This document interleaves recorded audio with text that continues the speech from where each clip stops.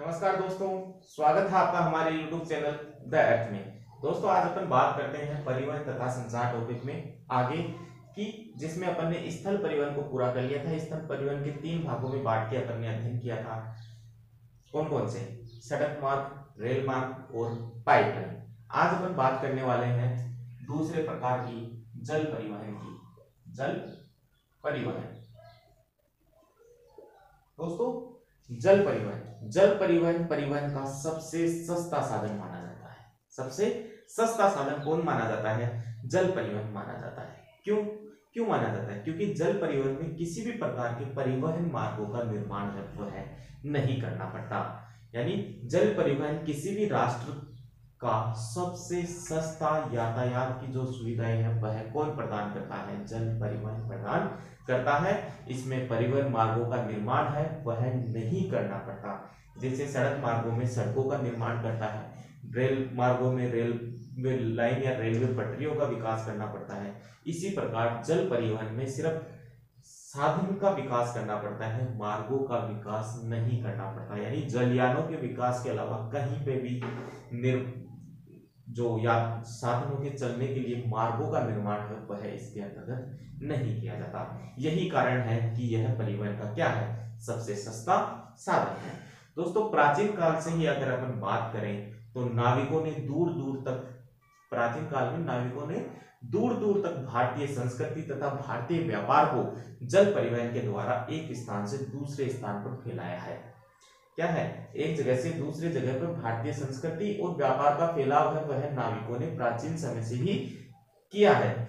अगर बात करें आगे तो आंतरिक जल परिवहन की दृष्टि से अगर अपन देखें कि जल परिवहन को 2 भागों में बांटकर अध्ययन कर सकते हैं, आंतरिक जल परिवहन तथा समुद्री जल परिवहन। अगर आंतरिक जल परिवहन की दृष्टि से देखें तो देश में प्राचीन काल से ही नदियों के द्वारा है या नदियों के माध्यम से है यातायात की जो सुविधा है वह उपलब्ध करवाई गई थी। वर्तमान में देश के लगभग 14,500 किलोमीटर, वर्तमान में अगर बात करें तो 14,500 किलोमीटर की लंबाई तक, 14,500 किलोमीटर की लंबाई तक नौ संचालन के लिए क्या है? जल मार्ग उपलब्ध है भारत में।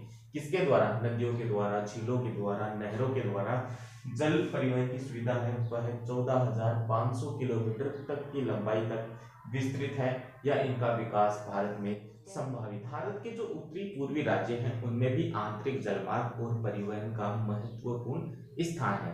यानी भारत के उत्तरी पूर्वी राज्यों में आंतरिक जल परिवहन की सुविधा और परिवहन का महत्वपूर्ण जो साधन है वे उपलब्ध है। कहाँ? भारत में।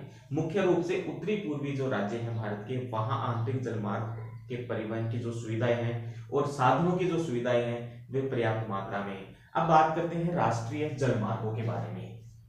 राष्ट्रीय जलमार्गों,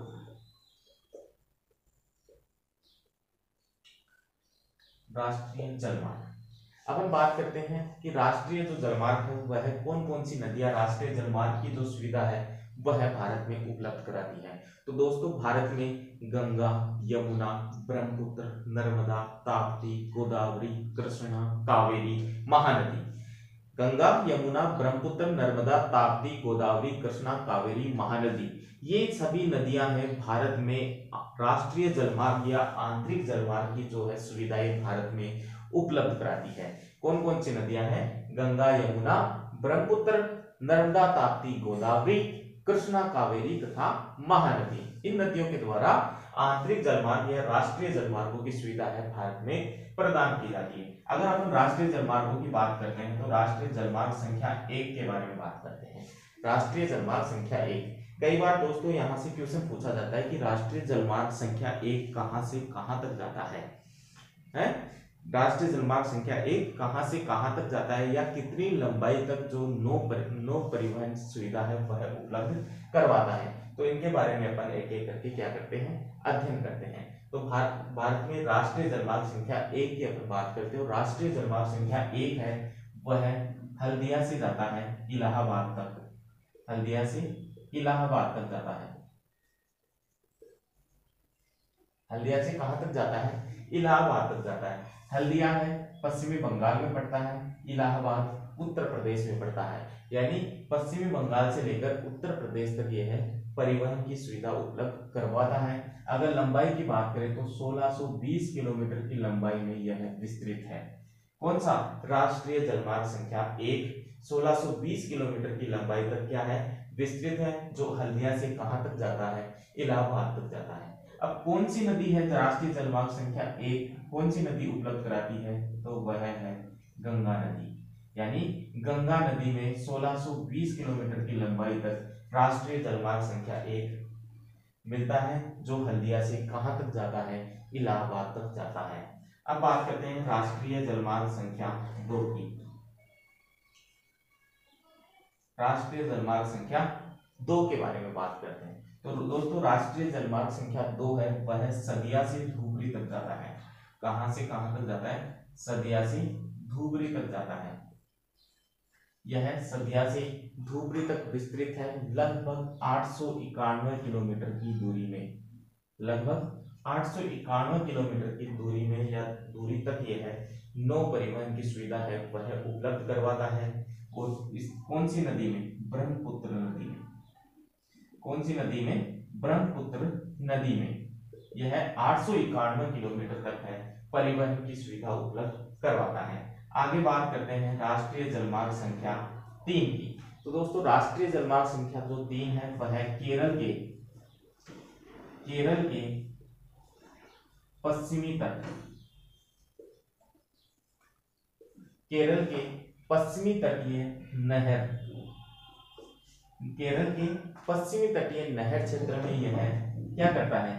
जल परिवहन की सुविधा है, नौ परिवहन की सुविधा है उपलब्ध करवाता है। कौन? राष्ट्रीय जलमार्ग संख्या 3 केरल के पश्चिमी तटीय जो नहर क्षेत्र है जिसमें कोटापुरम से कोलम तक, कोटापुरम से कोलम तक, कोटापुरम से कोलम तक यह है परिवहन की सुविधा उपलब्ध कराता है। बात करें कि कितनी लंबाई में? तो यह है 205 किलोमीटर, 205 किलोमीटर लंबाई में यह अपना जो है नौ परिवहन योग्य जो मार्ग है वह निर्मित करता है। केरल के पश्चिमी तटीय जो नहर क्षेत्र है उसमें कोटापुरम से कहां तक जाती है? केरल तक जाती है। तो ये भारत के प्रमुख 3 जलमार्ग हैं, राष्ट्रीय जलमार्ग है जो परिवहन की सुविधा है वह उपलब्ध कराते हैं। दोस्तों भारतीय भूतल परिवहन मंत्रालय के एक सर्वे के आधार पर, भारतीय भूतल परिवहन मंत्रालय के एक सर्वे के आधार पर देश में 10 नदी मार्ग ऐसे हैं जो क्या करते हैं? जल मार्गों का विकास है वहां किया जा सकता है। यानी भारतीय भूतल परिवहन मंत्रालय ने बताया एक सर्वे के आधार पर कि भारत की 10 ऐसी नदियां हैं जो आंतरिक जल परिवहन की सुविधा है वह उपलब्ध करवाती है। कहां? भारत में, और वहां विकास है वह संभव है। ऐसी बात है वह इसमें। तो दोस्तों अगर आपको हमारा वीडियो पसंद आए तो ज्यादा से ज्यादा लाइक, शेयर तथा सब्सक्राइब जरूर कीजिए। धन्यवाद। जय हिंद, जय भारत।